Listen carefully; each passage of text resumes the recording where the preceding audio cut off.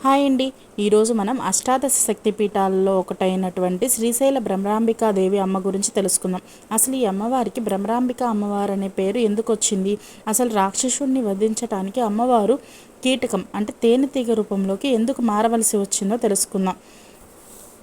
స్కంద పురాణం ప్రకారం భ్రమరాంబికాదేవి పార్వతీదేవి దివ్య మూల రూపం.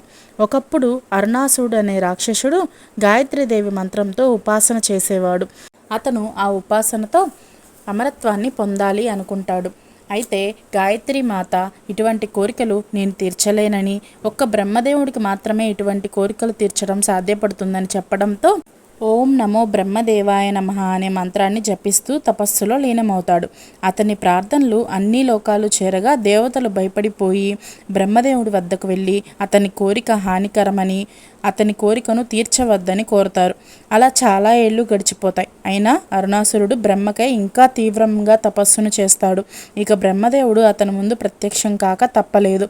బ్రహ్మదేవుడు ఏమి వరం కావాలి అని కోరగా అమరత్వం కావాలని కోరతాడు అరుణాసురుడు. అయితే అది సృష్టి విరుద్ధమని మరి ఒక కోరిక కోరమని అంటాడు బ్రహ్మదేవుడు. అయితే అరుణాసురుడు తన తెలివితో 2 లేక 4 కాళ్ల జీవి ఏది నన్ను సంహరించకూడదు అని కోరతాడు. బ్రహ్మదేవుడు ఆ వరాన్ని ఇచ్చేస్తాడు. ఇక తననెవ్వరూ సంహరించలేరు, ఇక తను అమరుడు అని భావించి ప్రజలను, సాధువులను, ఋషులను, పశుపక్షాదులను, ఒకటేమిటి ఆఖరికి దేవతలను సైతం విడిచిపెట్టడు. తనకున్న వరప్రభావంతో దేవతలు కూడా అతనిని ఓడించలేకపోతారు. అతని చేష్టలతో విసిగిపోయిన దేవతలు వారి బాధను తెలుపటకు బ్రహ్మదేవుడి వద్దకు వెళ్తారు.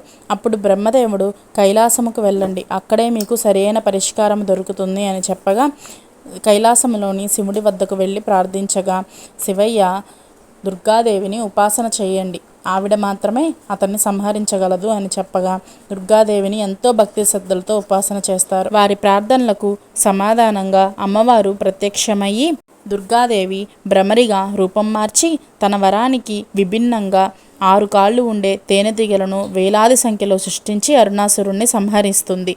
భ్రమర అంటే తేనెటీగలు, వాటి రూపంలో సంహరించి లోకాన్ని కాపాడింది కాబట్టి భ్రమరాంబికగా కీర్తింపబడుతుంది. కోరికలు తీర్చే కల్పవల్లిగా శ్రీశైల భ్రమరాంబికాదేవిగా